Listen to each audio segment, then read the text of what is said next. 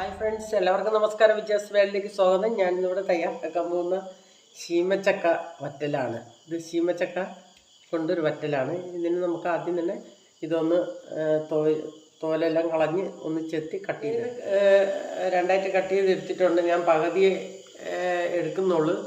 നമുക്കത് തൊലി ഒക്കെ കളഞ്ഞ് വറ്റലിൻ്റെ രീതിയിൽ പീസാക്കി പകുതി ശീമച്ചക്ക ഞാൻ കട്ട് ചെയ്ത് എടുത്തിട്ടുണ്ട്. ഇതിലേക്ക് നമുക്ക് അല്പം ഉപ്പിടാം, അല്പം മഞ്ഞപ്പൊടി ഇട്ട് പാത്രത്തിലോട്ട് ഇട്ട് കൊടുത്ത് നമ്മൾ ഇതിലേക്ക് ഒരു നുള്ള് മഞ്ഞപ്പൊടി ഇട്ട് കൊടുത്തു, ആവശ്യത്തിന് ഉപ്പിട്ടു. അപ്പോൾ ഇതൊന്ന് നന്നായിട്ട് മിക്സ് ചെയ്ത് തന്നെ അടുപ്പ് കത്തിച്ച് ഒരു പാത്രം വെച്ച് കൊടുക്കാം. പാത്രം വെച്ചിട്ടുണ്ട്, അതിലേക്ക് നമുക്ക് എണ്ണ ഒഴിച്ചു കൊടുക്കാം, വെളിച്ചെണ്ണ. അപ്പോൾ എണ്ണ ചൂടായിട്ടുണ്ട്, നമുക്ക് ഇതിട്ട് കൊടുക്കാം.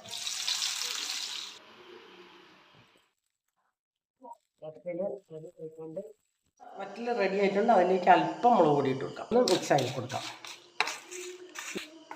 മുളക് പൊടി ആദ്യം തന്നെ ഇട്ടാൽ മുളക് പൊടി കരിഞ്ഞു പോകും, അപ്പം ടേസ്റ്റ് കിട്ടില്ല. അപ്പം ഇത് നല്ല ടേസ്റ്റും കിട്ടും. അപ്പോൾ എല്ലാവരും ഇത് ട്രൈ ചെയ്ത് നോക്കണം.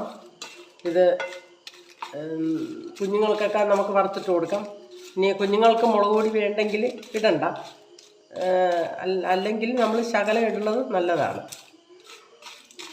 അപ്പോൾ നമ്മുടെ വറ്റൽ റെഡി ആയിട്ടുണ്ട്. അപ്പോൾ നമുക്ക് ഇട്ട് കൊടുക്കാം. അപ്പോൾ ഇന്നത്തെ നമ്മുടെ ശീമച്ചക്ക വറ്റൽ റെഡി ആയിട്ടുണ്ട്.